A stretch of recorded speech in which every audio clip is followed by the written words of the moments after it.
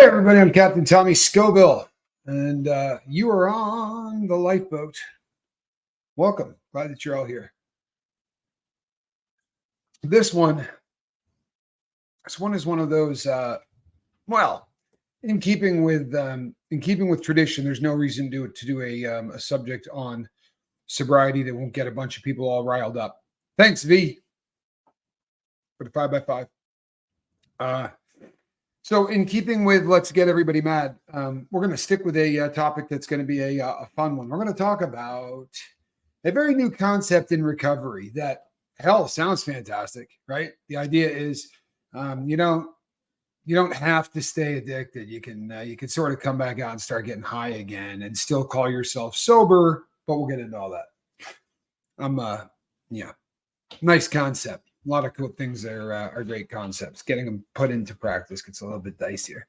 So, but before we get to that, this morning, hey Patrick, good to see you. I had to go to the doctor this morning and get some results back from some of the tests that they did, and had all things considering, people, I think I'm in pretty good health. For real, I thought the news that I was going to get was going to be worse than what I got. There's a procedure that I'm going to have to get done. A little ablation thing, not the end of the world. It is something I'm going to have to get knocked out here in the near future. But other than that, I look to be pretty healthy. And, I certainly got my weight loss down to where they wanted it. If you go back about 3 months and take a look at me, I definitely look a little different. I've lost over 30 pounds now. I think about 35 in a pretty short period of time. So, but I think we got it under control, and I'm feeling pretty good. Actually, I'm still kind of tired, to be really honest with you, people. I'm pretty run down, but maybe I'm less scared, and that's a thing. But so what I wanted to talk about today, and we'll see if we can go the whole hour. But what I wanted to talk about today is there are a whole new group of people out there, right? Absolutely. Please, we get some ones. It's about as important a one as we can get. Absolutely, my brother. Absolutely. Thoughts and prayers. 14 years clean, sober over here. Total abstinence works for me. Good. You know what? That has been the gold standard forever, right? That's been the way that people get sober. You want to get sober, you quit doing dope, right? So this isn't a concept that's too difficult for most people to understand. But now we got these gray areas out the wazoo, don't we? Right? Because now, first of all, there's a ton of legal highs, right? Including, cannabis, alcohol, things like that. So if you were a cocaine addict and you no longer are snorting an 8-ball a day, but you're drinking a 6-pack, we talk all the time about how personally, me, I'm not an organization. I'm not an agency. I'm not NA. I'm just Tommy Scoville, and this is the lifeboat. But I think that's a hell of a trade. If you were doing an 8-ball a day and now you're drinking a few beers instead, I think that's probably a good trade. However, there are groups of people out there now that are saying, you just got to stay in the game long enough. And you know what happens? It goes away. That addiction thing, over time, it goes away, which is really kind of funny because it is the exact opposite as I have been taught, as I have felt, and as I have instructed people. Man, when you're not getting high, right, your addiction is in there pumping iron and getting strong. And anybody that's ever gone clean for 2 to 3 years and then relapsed will tell you exactly just how real that is, right? Yeah, that's not seeking attention, brother, at all, man. That's not seeking attention. But we'd like as many thoughts and prayers as possible for you, Stephen, for real. No, don't be silly. Yeah, my experiences say no. Here's the thing. It's a genius marketing campaign, isn't it? Right? It's like if you see the people that do the videos from a marketing standpoint, it's fantastic. You do a video that says, I realize that you're 15, 20 pounds overweight. It is not your fault. It is the fault of something that is in the food that is being put in there by food company manufacturers, like the large manufacturing houses are actually adding something that is causing all people to be about 20 pounds overweight. This little pill right here will fix that. And no guilt, because this has not been your fault. Well, that's great marketing. And then if the pill actually works, that would be even better, wouldn't it? Okay, well, there's not much better marketing for a drug addict than the concept of, guess what? You can get high again and still call yourself sober. How cool does that sound? Right? Your addiction isn't your addiction anymore. That heroin addiction that kicked the crap out of you and had you stealing stuff or selling your body or doing whatever you were doing. Don't worry about it, man. That thing just, the edge is knocked off of that. Go on out and snort a little and see what happens. Right? Or shoot a little or do whatever you do, because chances are it went away. And there are a whole crew of jackwagons out there that are writing books about this. And you know what? Damned if they won't find a lot of people that are going to back them. And I got news for you. They're going to find people that look like testimonials. You say, how could that possibly be? Well, I'll explain to you how that possibly can be. You can make a jackass out of yourself and get chemically dependent to something and not be a drug addict. If I took Mother Teresa, I brought her to my house and I started giving her opiates every single day, 14, 15, 16 days. I'm giving her a half a gram a day, right? On day 17, she is physically dependent on that drug. If she does not have it, she is going to go into full-blown withdrawal. Now, she might go into full-blown withdrawal for 3 or 4 days and then say, oh, man, what a nightmare. Obviously, I would never do that again as long as I live. Now, you do the same thing to another person, and when they get off that 4 days, they say, where can I go find more of that stuff? Where do I find more of that?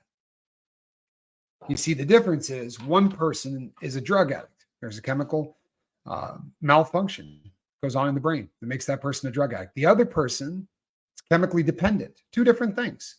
May not, anybody who is given opiates for a long enough period of time will become dependent. Everybody will.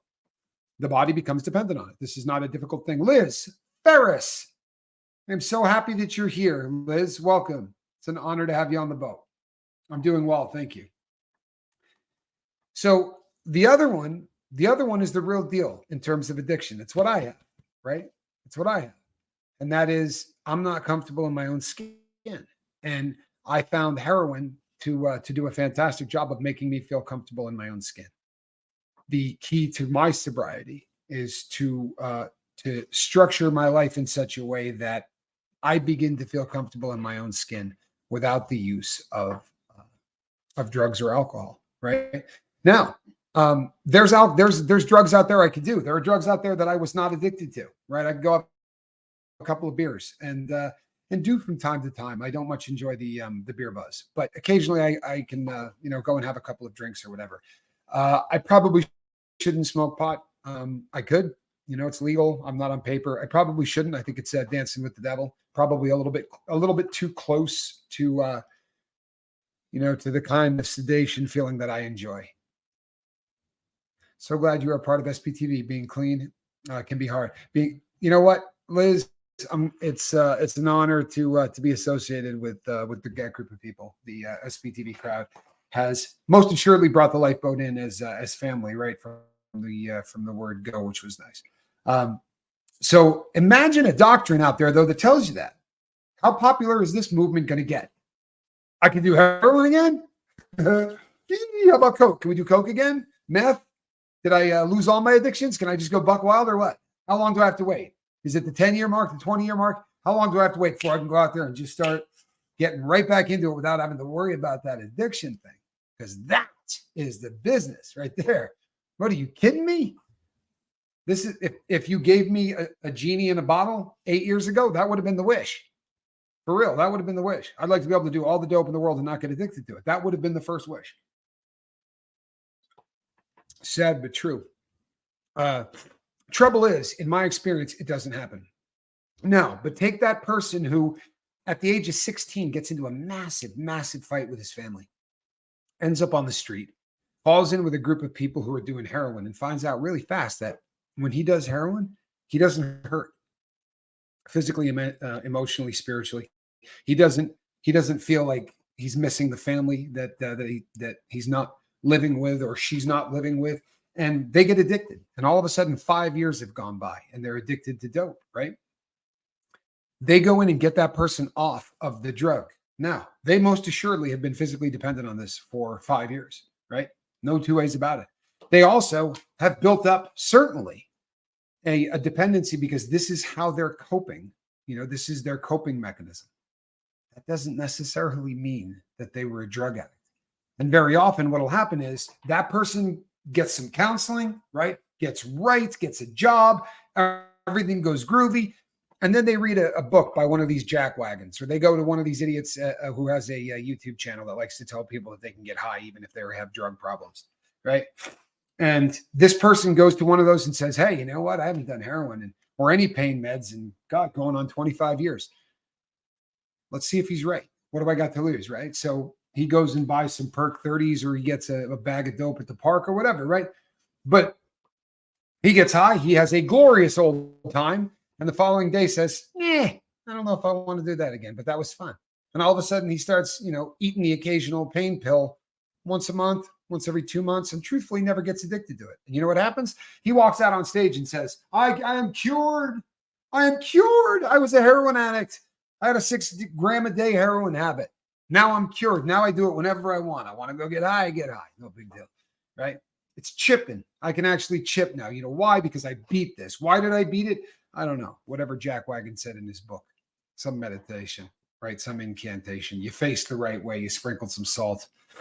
Mumbo jumbo, whatever. I don't believe addiction goes away. I'm 53 years old. In 53 years, the vast majority of that time I spent addicted to drugs.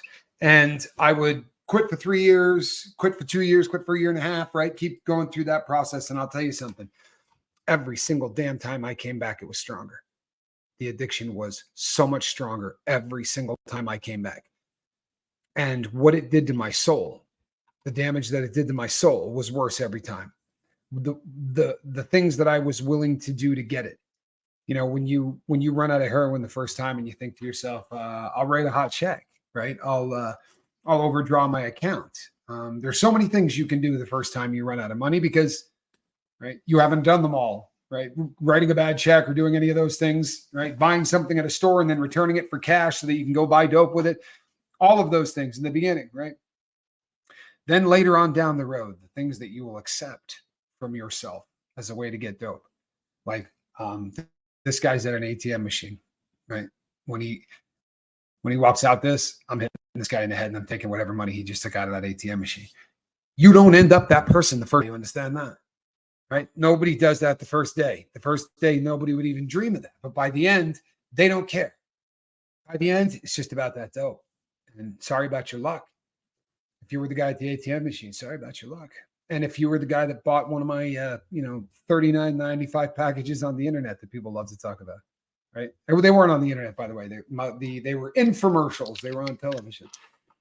JM says the replacing that Tommy mentions is very real for me. Sugar, internet, shopping on eBay, etc. Yeah. Well, you know what? As bad as it sounds, man, those are some habits you could be doing a lot worse, right? There are a lot of people lead to prostitution or porn and jump off the deep end, spending ungodly amounts of money. We do get addicted to losing. Do you understand this concept? We've talked about this before on the boat. You get addicted to losing. You get addicted to the feeling of not being successful. So when you start to feel success at any level, your brain revolts, right? For real, your brain revolts. In the last couple of months, we doubled the size of this channel, and a lot of you leave really, really nice comments, and it's nice. I don't begrudge that. It's who doesn't like reading nice things about themselves, even if they're a little overblown and maybe not true. It's fun to read that stuff, right? But it has the potential to be an addiction, just like anything else. It really does. It's something that you have to keep an eye on, and I have come to believe almost cynically that there's not much out there that is real anymore. So I apologize to all of the people who have had to put up with that. Jojo says I have to stay away from even alcohol. I'm an all or nothing type. I can't dabble. You're right about being able to accept yourself and not escape. I'll tell you something, Jojo. The power of saying I can't, the power of the knowledge of I got to stay away from everything. That's the cornerstone, right? For real. That is the cornerstone of how you will build your entire life. That's me. I can't get high. Can't get high. And for me, that translates into so many different things. Like I was talking about a second ago. God forbid you're somebody that tried to get into a relationship with me. I'm not an easy person to have a relationship with, right? And if you watch somebody for an hour a day, you don't see them get angry. You don't see them get impatient, right? I mean, maybe a little, but you don't see the bad parts of the host. But if you're somebody that got stuck trying to date me, then you see those things. You see those parts, right? Over time, you start to believe that nothing good can happen, right? If you meet someone and they're perfect, you meet someone and you think, my God, this is everything I ever wanted in my entire life. This woman, literally, like God designed this woman for me. You get that voice in the back of your head, the automatic negative thought, loud as hell, screaming, ain't no way this is real. Ain't no way this is real. It's not going to happen. Why? Because you don't get that kind of success. You don't get that kind of happiness. And the crazy thing, people, is we will short circuit ourselves. We'll intentionally do things to screw it up so that we can get back to the default setting. Does that sound stupid as hell? And a lot of you are going, there's no way there's any truth to that, because that doesn't make any sense, Tommy. And I'll look, first to admit, it doesn't make any sense. However, it's a stone cold fact. Here's the way it goes. You're going through life, and use me as an example. I had years where I made a lot of money, high six-figure incomes, right? Stupid money. And I would blow every penny of it. It didn't matter how much I made. I would always blow it, because my brain, my default setting was I had to owe about $5,000. I had to be in debt about $5,000 at all times to feel even remotely normal. That may sound really stupid, but I'm dead serious. And I don't mean homeless. I could be driving a Lotus, right? I could be doing really big things, but I'm going to spend more than I got. And that 5,000 in the hole was what got me to take every single speaking gig. Like, I had friends that did exactly what I did, but they would take 4 or 5 months a year off. It's big money. You don't need to work every single weekend. You can spend time with your family, unless your default setting is $5,000 in debt, because that was my default setting. So if I found myself in Vegas and we had a really fantastic weekend, I'm up $30,000 from what I earned legitimately, I was going to figure out a way to give that money back to the city of Las Vegas and leave about $5,000 in the hole, so that I had to get hustling. I had to get to that next stage. I had to get to that next job. Unfortunately, that becomes your default setting. Your default setting becomes no money in your pocket, no hope in your soul, absolutely nothing that makes you comfortable in your own skin at all, right? Doesn't exist. So now we eliminate that behavior. I'm not doing dope anymore, right? Now I'm a completely different person. So this shouldn't be an issue anymore, right? Oh, but it is. Thank you. Thank you, Joni. That's very, very kind. Excuse me, Tommy. You're awesome. I appreciate that. I really appreciate that. Thanks. And the support, Joni, it means the world to me, honestly. So unfortunately, your default setting becomes failure. So what happens if you're sitting in a place and you get this fantastic job that pays better than anything you've ever done? I was a public speaker, and I worked my way through the ranks. I did, until I got really damn good at it. And people started paying me stupid money. And they said, hey, man, you got a good head on your shoulders. So I started storyboarding infomercials and putting together the concepts for some of these infomercials, and helping to run really colossal scams that were legal. They were just unethical as hell, but they were legal. I mean, tightrope walking on the edge of legal. And sadly, I think a lot of what made that stuff legal was my brain. Sadly, true story. Like, we sit around and say, we really want to get this into this infomercial, but the problem is this guy never bought a package. This guy never did anything. He's got nothing to do with this at all, but we want to just be able to, And I remember once very specifically saying, if we said, instead of him saying, I bought this kit and I did this, if you use the term instead, using techniques found within the system. Using techniques found within the system, I was able to make this much money in this period of time. that little phrase changed the entire industry, and it got really ugly really quick. And we were able to now put together BS infomercials because we didn't actually have to have people. There didn't have to be a what comes first, the chicken or the egg, right? In theory, the infomercial is people saying, I bought the kit. The kit helped me make money. Well, how the hell did you buy the kit? Right? Because we don't make an infomercial until we have testimonials. That's the kit. So it's a what came first, the chicken or the egg thing.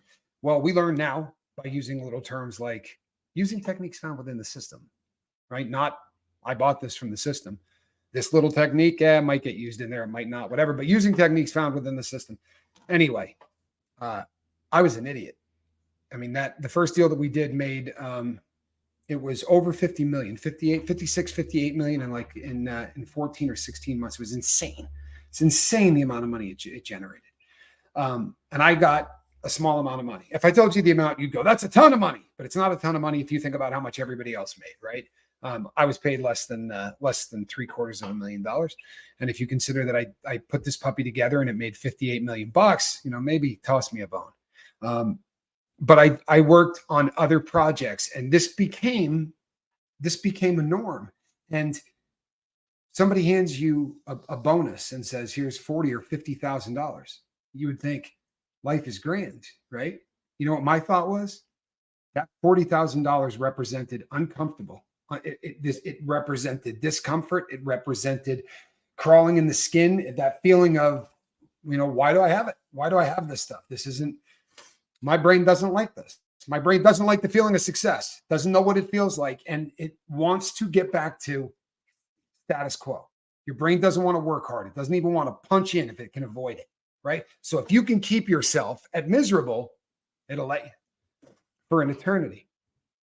You hear people all the time say, I try to help work with the homeless. And you just get some people where you can give them everything. You can say, we've got you a house, we got a job set up, we have everything. And for whatever reason, they seem to almost want to go back, right? Like they're happy living on the street. I assure you, people aren't happy living on the street. I assure you, people aren't happy addicted to drugs, but it's the default setting. And I understand this. I had to work so hard to change my default setting. I really did. But even now in life, for the rest of my life, what if you meet the perfect woman? Right? What if you meet the perfect woman, the woman, or if you're the perfect guy, whatever flips your switch. But you've been waiting your entire life for this person. And all of a sudden you're thinking about him 5, 10, 15 hours a day, right? Is your brain going to allow that to happen? Or is your brain going to go, oh, I don't know, this feels a lot like something good. You know what I mean? Like we're talking oxytocin. We're talking like all kinds of feel good chemicals. No, I don't think so. Let's not let this happen. Destroy it. So you go and you start picking fights with people. And I know there are people listening to the sound of my voice who have done this and didn't understand why they did it. Like I literally said something to the girl that I was dating last night that like, I just picked a fight with her for no apparent reason. I picked a fight with her, destroyed the evening and went on my own way. Right. And you're at home going, why in God's name would I have said that? Right. I do like the girl. Why did I trash this? Well, because your brain doesn't want to deal with all of the emotions that are going to have to come down the pike if you stay with this girl. Swiss Vapor, my brother, 9 months, man. Actually been here a couple of years, but you've been looking good and green for 9 months. Love you, Vape. I really do. Carousel Delirium, thank you so much for the super sticker. I probably fell asleep again. But last night was a little different. But yeah, Carousel Delirium, I promise I will be in touch. There are so many of you that are helping with the boat that I'm on a run, people. The doctor and the sort of the other stuff that's been going on has made this a bit of an adventure. I do have squirrel though. So how do we get off this default setting? Huh? How do we get off the default setting? What you have to do is you have to reprogram the hard drive, right? All of it, every single bit of it. And how do we do that? Well, here's the first rule. Pay attention. Please pay attention, right?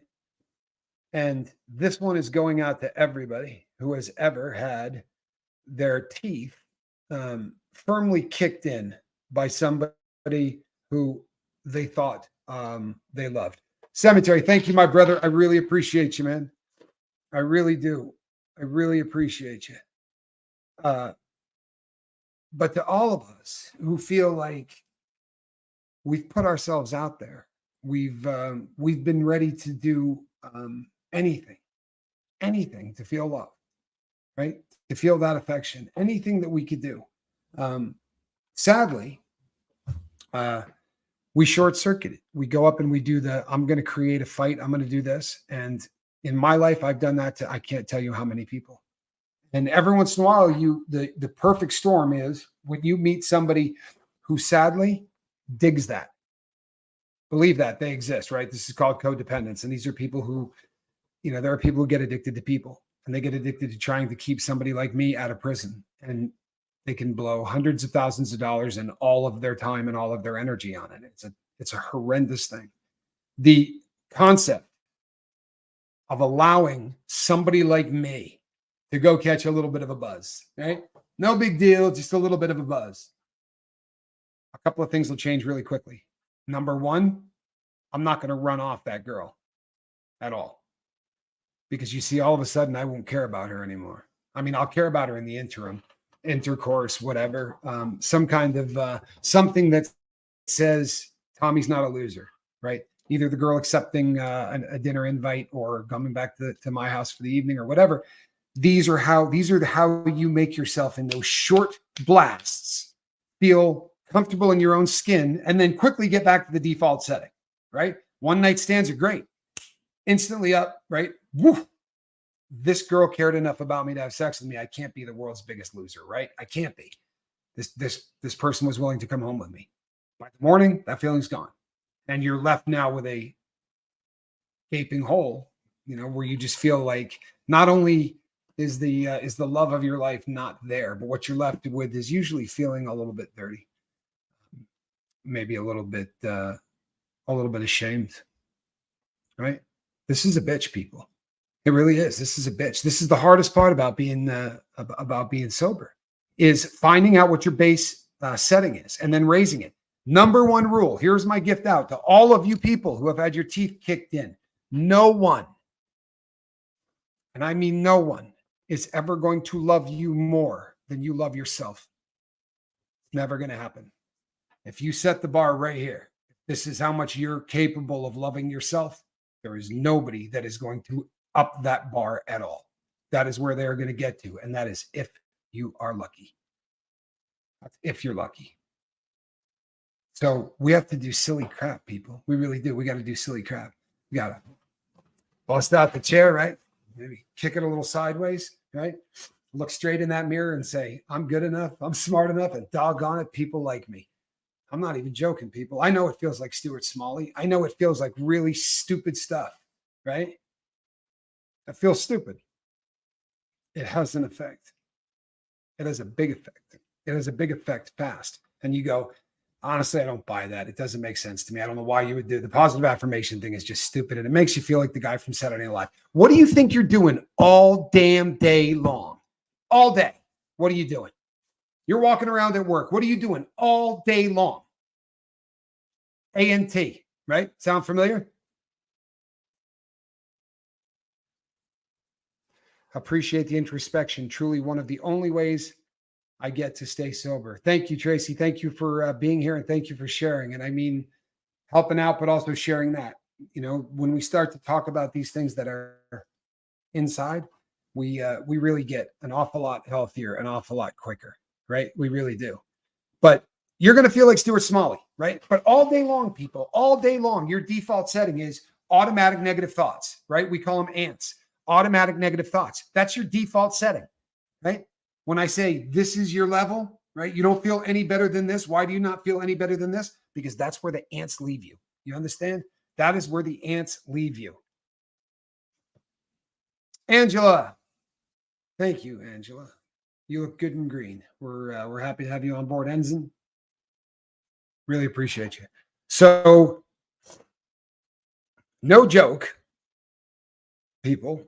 We wind up Badger life. Wait a second.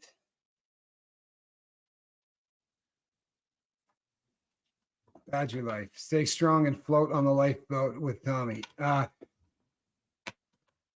Badger. Have we ever met outside of the lifeboat? Have I ever asked you this before? I saved the cat's life named Badger. So you're going to have to up where your base level is, right? You have to up where your base level is. All day long, automatic negative thoughts are telling you, mom didn't love you the same way she loved your brother, right? Mom definitely loved your brother more than she loved you. It's also going to say, guess what? You're not tall enough. You're just not, right? You should have been 2 or 3 inches taller. You're not this enough. You're not that enough. Guess what? If you're a guy, your junk's not long enough. If it doesn't matter what it is, it's all day long. It's the reason we're drug addicts. It's because drugs and alcohol and the things that we use, whether it's habits or whether it's substances, whether it's you throwing dice or you betting on a horse race, what we do is we buy little pockets of time that we feel normal in. Thank you so much, Russ. Really appreciate you, man. Thank you. You're going to see a lot of Russ, people. Promise you. Russ and I are going to do some cool things together. But you have to realize that if you don't take control of this, you're going to be a dry drunk for the rest of the time that you're on this planet. Plain and simple. Because what made you feel comfortable in your own skin is gone, right?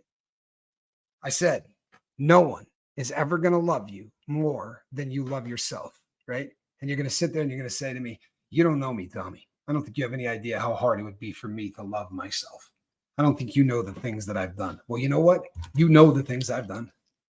Been pretty damn open about most of them, right? I've come here and I've talked about the things that I've done, and they're all things that anybody in their right mind would be ashamed of. And I did them for years. I did it as a lifestyle. It was a choice. And it was a choice that I got out of prison and went right back to it. I could not get off that default setting. I could not get off that default setting. And I'll tell you something. They say to you, whatever you do, don't get in a relationship, right? Till you've been at least this much. They say this, they say that. People, I didn't get sober because I loved me. I didn't. I hated me. I got sober because I loved my daughter. I got sober because I loved my son, my family. Those were the reasons I got sober. I did not get sober for me at any level. Sorry, I didn't. I stay sober for me. Make no mistake. I stay sober for me. But if you start to up your default setting, if you start upping that level, there's a lot of crap that can up that level, right? There's a lot of stuff. If you meet that perfect girl or that perfect guy and you get the flutter in your chest like you haven't felt since 8th grade, try not to run him off. Try not to run her off. Risk it. Risk it. Are you guys going to get married? I don't know. Who knows, right?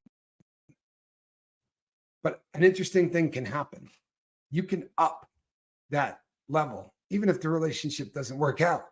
I've gone on to different jobs. I've done things and worked with people on the lifeboat. I've done all kinds of things that I failed on that didn't on paper look remotely successful, that I learned massive amounts of and off of. And in each one of those occasions, my acceptance of what I will take changed.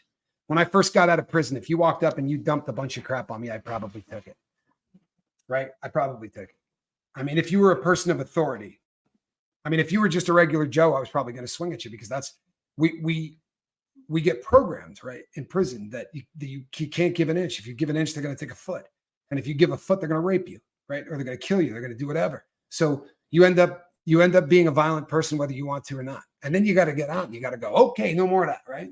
I got to completely change.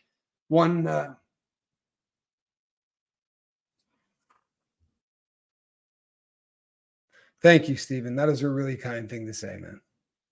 That is a really kind thing to say. He says, one of these days, this lifeboat's going to be huge. You know what? I'll tell you what, people, I loved it when it was 5 people. I'm not going to lie to you. It's more fun when you're doing it for 100 or when you're doing it for 200, but it's the same thing. It really is. The question becomes, can you get high and still be sober? Huh? Can you get high and still be sober? What if your drug of choice was cocaine? That's all you did. You snort blow. Did a lot of it, right? A lot of it on, I mean, not insane amounts. Let's say you're doing a gram a day. That's a lot of blow, right? That's a quarter ounce a week habit. So let's say you're doing a quarter ounce a week habit and you quit. You never drank. The whole time that you did Coke, you never were a drinker, right? I realize that would be odd, people, but whatever, play my game. You were not doing any drinking, right?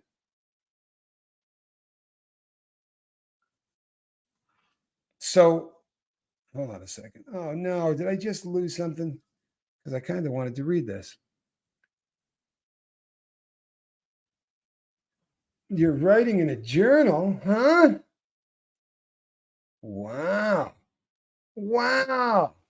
The entire thing, Nita, the entire thing that I do here, this is probably going to come as a shock to some of you, but the bane of my existence is coming up with how many different ways I can say 4 things, because this is not, this is why when someone says we're a sobriety channel, I really don't want to talk about people.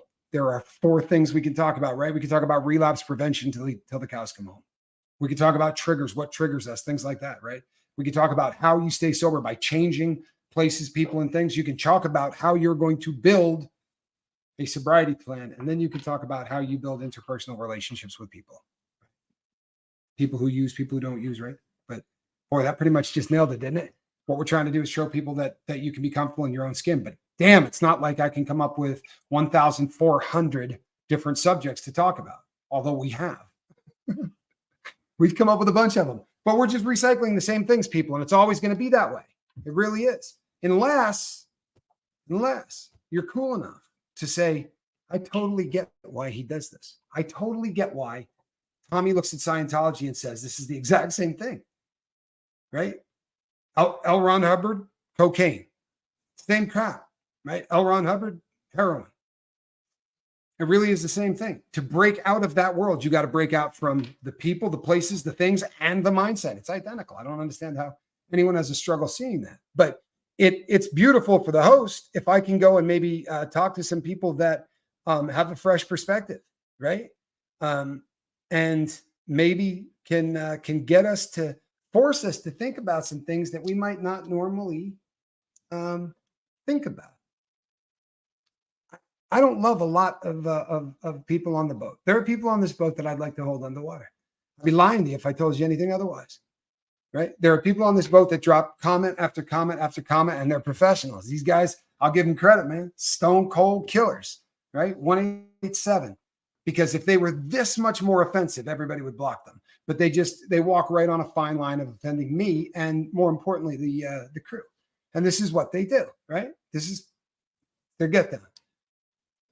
It's fine. It's one of those things that you have to sort of just get, you get into working with. But the really funny thing is that the new crew, right? The ex-Scientologist community, the SPTV community.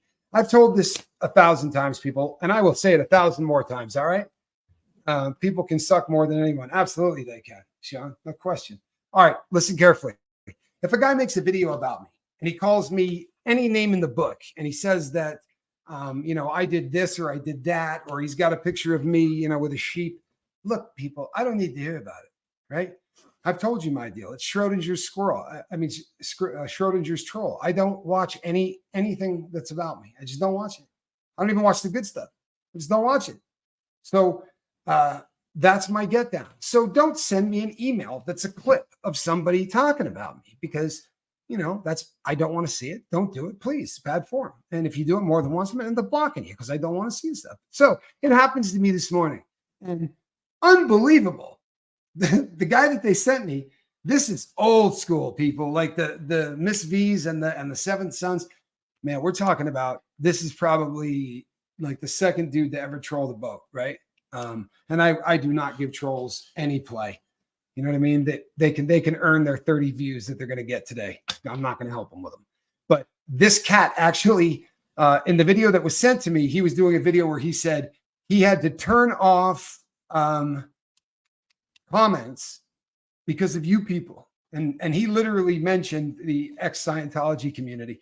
He made a video where he said that I came out of the closet as gay. And he used a lot of slurs, right, to describe people who are not heterosexual. And look, you know what? I mean, and I came out, I did a video. I'm like, look, if that's your worst insult, if that's the worst that you can hurl at me, you know what? I feel like if people aren't speculating on whether or not you're gay or not, you don't have an audience. That's just kind of life. And I'm not offended. I didn't care.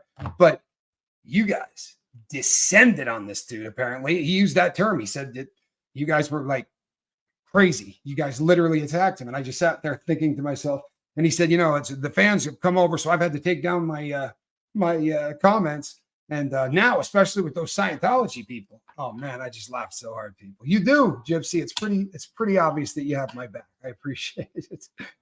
I really appreciate it. It cracked me up, and that email was funny. I was ready to be really upset about that email, but it did come with a header that said, "Watch this before you get upset about it." And I watched it, and it was just really funny because he's really crying about what it feels like to have done to him what he's been doing to me and my family for 2 years. Really funny stuff. But yeah, that was great. I got a kick out of that. You take the small joys where you can take them. Yes, Christy, I believe that. I believe that. I think that once people start to care about one another, we do have a desire to look after each other, and that's good stuff. That really is. That's good stuff. Russ H looks like taking back your life. I love that. I love that name. If that's the name of the new channel, I love it. Could we get the one of the mods to put a link up on that for Russ, so that people can start going over there and hitting subscribe over on Russ's channel? That would make me really happy. Guess what, people? This ain't a zero-sum game. You understand that concept? If you don't, that's okay. This is one I learned very late in life. But the concept is this: does someone have to lose in order for you to win? Right? This whole YouTube thing doesn't work like that. No one has to lose in order for me to win. And anybody in this group can win at the same time that I'm winning, and it's not going to affect me. There is so much audience to go around, and there is so much need for exactly what we're doing. And whether you're someone that wants to support, victims and survivors of SA or of domestic violence or of anything, if you think to yourself, I should be doing this. Zelda Z is listening and eating a bag of candy corn. Good for you. Good for you. I'm going to do a little of that later myself. If you've ever thought to yourself, ever, I got a message that I think I would like to get out. Don't hesitate. And you know what? If the message is positive and it's trying to help people live a better life, I will back that puppy. I will do everything I can to see if we can't get everybody out there to hit subscribe. I have offered that out to everybody here, especially anyone that has worked with us in the past. You know, Mark's killing it. I offered Heather that as well. And we'll see how everybody goes forward. But yeah, I started up, man. If you ever think that, you know, you've got a voice and there's something that you really need to hear, then do it. And do it. And don't do it to make $1. And don't do it to see how big a crew you can do. Do it with the thought that, you know what, if 6 people show up, I'll be happy.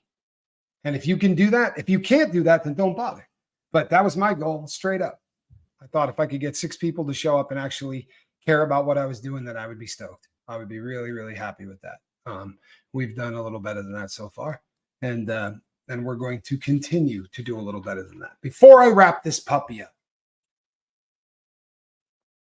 I can't tell you to not attempt these stupid things that you're seeing all over the internet, right? Oh, you gave up drinking 6 years ago? Go out and drink 4 or 5 drinks and see what happens, right? For the love of God, I can't talk people out of doing things like that. I really can't. If you're going to do something that stupid, you could do it. But if you're going to do it, you're going to do it. I would really recommend that you don't. In my experience, this does not work. Addiction does not go away. If addiction could be cured, for freak's sake, do you have any idea what they would be charging to cure it? Uh-huh. If there was a way to make this go away, people, like you went in and got a shot and you could do all the dope you want and you would never end up getting strung out and you could never, I mean, there was a time in my life where I would have given you my left arm for that. And I'm not being facetious. I'm telling you that from the bottom of my heart. I would have happily given up my left arm for that. You know, it works for me, my brother. It works for me until you get huge. And I love the idea. I really do. There can't be enough of us, people. There can't be enough positive out there. There are so many people out there like that loser with the 3 initials. I'm not saying his name. I don't give any of these people any of their time of day, right? You know, that cat's funny. You go over and look at him. He has dropped off the face of a cliff. That poor guy used to get views. I think he used to do fairly legitimate stuff. And then once again, started picking on people that he probably shouldn't have picked on. One very lovely woman and a bunch of guys that actually several women and a bunch of guys from the SPTV community. And I mean, his numbers literally fell off of a cliff. And I'm heartbroken for the guy. I really am. I wish nothing but the best for him. I suggest just one guy talking. You might want to go with the Bic. You know what I'm saying? When that part of the top is like 11 hairs and you got to try to like keep the thing flat so that it shows then just let it go. You know what I mean? Shave that puppy. It's nothing to be ashamed of, bro. It's a pretty easy process too. Chicks dig it. The whole bald thing. Trust me. At least one that I know of. Best thing to do with trolls is delete and ignore. Yeah, no question. Delete and ignore. And then when you're around friends who all kind of know them, just clown the hell out of them and have a pretty good time with that. That's always fun. But I think we're all in agreement that experimenting with going back to drugs with everything going on in sobriety is absolutely stupid, right? Like bottom of the barrel stupid. We can agree on that? Okay, good. How about the concept of upping your, for lack of a better way to put it, self-esteem? No one's ever going to love you more than you love yourself. So why don't we find a way to love ourselves more? Huh? Well, if you spend your time in the rearview mirror, that's an impossible process, right? If you live in the past, that is an impossible process. It really is. The things that I've done in the past are unforgivable. And I certainly would not be able to necessarily just move on. I've talked to some very intelligent people, one in particular, who I think, you know, I say it's semantics. This person has more education than me and thinks that there needs to be kind of a coming together of the Tommy Scoville, the Brett Miller, and sort of the prison nicknames, which you guys don't need to know about, but all of those parts need to kind of come together. And I understand exactly what the person is saying, and the person is far more intelligent than me. The thing is this, though, I really disliked who I was. But you know what I did real successfully, people? When I created the new guy, right? When I created the Tommy Scoville, I set the bar. One means we're supporting you, we're praying for you, we're here for you, any version of that. All right. It could be I'm praying for you or sending positive energy. If you're not into prayers or whatever, we try not to offend anyone, but boy, it's hard not to offend anyone, isn't it? It's almost impossible to try to. So, but when I got to design who I was, I set the bar higher, right? Well, you know, Brett was a liar and Tommy wasn't. Like, I set the bar higher. You know, I'm not going to lie. I'm not going to do dope. I'm not going to do this. I'm not going to do that. And that was me. And I was putting this thing together brick by brick. And I'll tell you something. If you guys knew the old me, you wouldn't like me. I promise you. You wouldn't watch the show. Because I'm not a particularly nice person when I'm on dope. But off of it, I'm not going to judge myself by the 8 years ago guy. I'm going to judge myself by how I do today. And that's what you have to do as well. There's no way to reset the bar, right? To start working on your self-esteem so that the people that you go out and find are going to love you more, right? I promise you, the cliche is a fact. No one's going to love you more than you love yourself. So you got to love yourself a lot, right? And you're worthy of love. You're worthy of love even if you haven't quit yet, right? It's not getting sober that what if you don't like the old and new you? Okay. JM. What if you don't like the old and the new you? Well, this is an interesting concept, Jim. Using me as an example, the purpose of the new me was to design somebody I could be comfortable with. So I set out with that mission. I didn't want to steal anymore. I wanted to be the person that if the ship hit the sand, I wanted everybody to go, call Tommy, he'll know what to do. For real. I wanted to be somebody that was respected enough that people would say, if a wallet disappeared in a room, I'd be the last dude in the world that they would think, hey, maybe Tommy did it. Because I promise you, the old guy, right? If a wallet disappeared, it was going to be like this, right? Every single head in the place with good reason. Right? If a wallet disappeared, I probably took it. I was the thief. If I caught anybody slipping.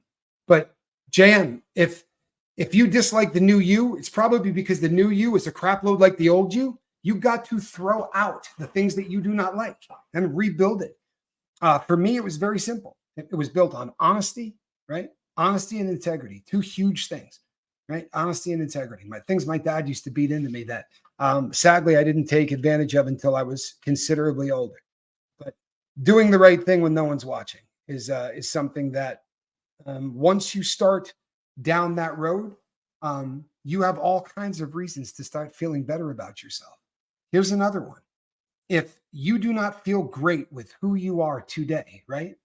Do something that will make you feel better about who you are. You say, well, that's easier said than done. BS.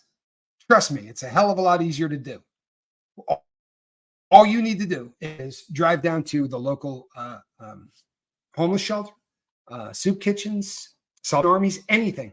Go volunteer anywhere where they take volunteers. You could do it for 2 hours. They will take you for 15 minutes and be happy. You understand that? Go down and donate 2 hours and watch what happens. You will walk out of that place and you will feel different about who you are. And you know what? If you like that taste, if you like what it feels like to up that without using drugs, then you are on your way to becoming a complete human being. You're on your way to becoming comfortable in your own skin. Somebody said to me yesterday, I swear to God, this is the truth. Somebody said to me yesterday, you are more comfortable in your skin than anyone I've ever met. I laughed. I almost fell down. I said, that is the funniest thing anyone has ever said. That is the funniest thing anyone has ever said. But it occurred to me that maybe I am. Like maybe the new and improved version, the sober version, maybe I'm cool. Maybe I really am happy being exactly where I'm at. Maybe I'm comfortable in my own skin. I certainly have to go to the bag of tricks a lot less lately than I used to, right? Still got to go to them. Everybody has to go to them. There are things that you got to do. You go for walks, you call friends, meditation, prayer, whatever works for you. Cranking music, swimming, walking, running. It's awesome to look out and see a Jesse Brown, man. It just really looks like the lifeboat. Looking out there and seeing you, man. Yeah.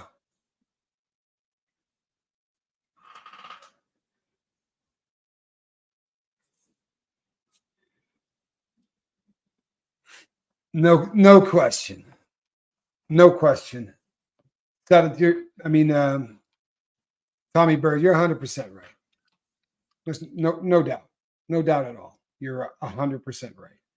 It's just let me rephrase it then.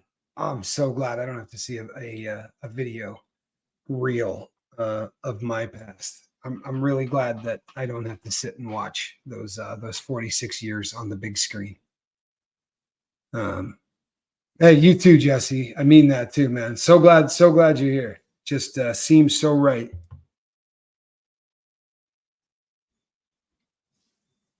Thank you, Daniel Theobald. Thank you very much.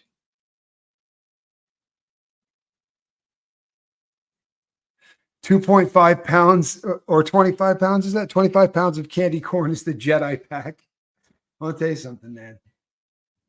If it is fresh and it is tender and it is moist and not like waxy and disgusting, it is the greatest candy in the entire world. If, however, it has become waxy, I can't even eat it. Like I got to throw it out. Believe it or not, I don't. Believe it or not, I don't. They said don't let the the losers get you down.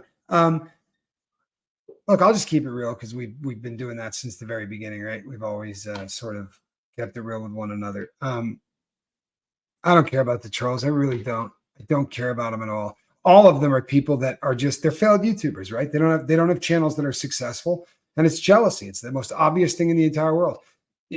You'll notice that none of those trolls are getting trolled, right? Because there's nobody jealous of them, and so I feel bad for most of them. I really do, and that's the truth. I think that in most cases they're pretty sad people. But when you see me really stung, it's when somebody that was a crew member got me. You know what I mean? It's not. I expect trolls. And that's part of putting yourself out there. When it's a friend, when it's somebody that they've been riding with you on the boat for 6 or 8 months or whatever, and then they say something just jacked, and you just are like, oh man, really? Like I was that wrong. That's just awful. Noise Opera. Thank you, my brother. Love you, Nick. I really do. Great dude. Really, really a great dude. You know what? I think I might end on my my man Nick. I do have a special sign off though, just in case she's watching. I love you. You should be studying. I love you. Sorry, peeps. Haven't been putting in enough time with people that I should be, but I promise you, I'm getting back to it. All right. I'm Captain Tommy Scoville. This right here. That right there. That is a cat in the basket. Good night, everybody. Make it a good one.